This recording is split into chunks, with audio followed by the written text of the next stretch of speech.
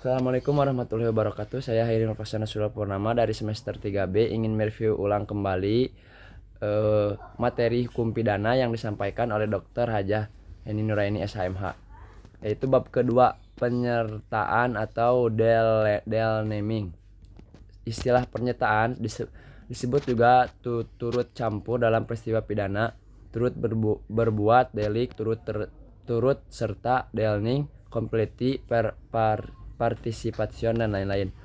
B. Pengaturan pernyataan. A. Secara umum, buku 1 bab 5 KUHP pasal 55 sampai 62. B. Secara khusus, secara tersebar dalam buku 2 KUHP, buku 3 KUHP dan beberapa peraturan di luar KUHP atau TP khususnya. Yang C. Pengertian penyertaan. Penyertaan adalah apabila suatu tindak pidana terlibat lebih dari satu orang atau beberapa orang melibatkan diri dalam satu tindak pidana. Bentuk-bentuk penyertaan yaitu Z di head plegen pleger, Z di head on plegen, Z di head median plegen, Z di head outlocking, Z di head mid head. Yang E. Penggolongan penyertaan. A. Menurut KUHP, satu golongan pelaku bentuk 1 sampai bentuk 4 yaitu bukan pelaku TP tetapi pertanggungjawabannya pidana disamakan dengan pelaku. 2. Golongan pembantu bentuk 5 yaitu diatur dalam pasal 56 dan pasal 57 KUHP. B. Menurut doktrin zelfstandig vormen van delming, bentuk pernyataan yang berdiri sendiri artinya pelaku bertanggung jawab sendiri atas perbuatannya yaitu bentuk 1 sampai dengan bentuk 3.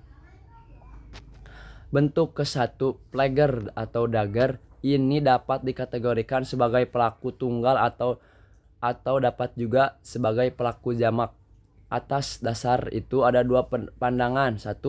Pandangan yang luas, ekstensif. Pelaku adalah tiap orang yang menimbulkan akibat yang memenuhi rumusan delik atau sama dengan pasal 55 KUHP. Yang kedua, pandangan yang sempit atau restriktif. Pelaku adalah orang yang melakukan sendiri perbuatannya sesuai dengan rumusan delik atau jadi pelaku deder. Jadi, pelaku adalah orang yang melakukan sendiri perbuatan yang memenuhi rumusan delik. Tetapi, perbuatan UU tidak dapat menentukan secara pasti siapa yang jadi pelaku sehingga menimbulkan kesulitan dalam praktek. Penyebab tidak dapat dimintai pertanggungjawaban pidana terhadap orang yang disuruh karena orang tersebut hanya berperan sebagai alat atau pelaku material yang didasarkan pada 1. Tidak sempurna pertumbuhan jiwanya, pasal 44 adanya keadaan yang memaksa, pasal 48. Yang ketiga ada perintah jabatan yang tidak sah, pasal 51 ayat 2. Ada yang keempat adanya kekeliruan atau pemalsuan. Yang terakhir yang kelima tidak mempunyai maksud untuk melakukan kejahatan seperti disyaratkan dalam UU.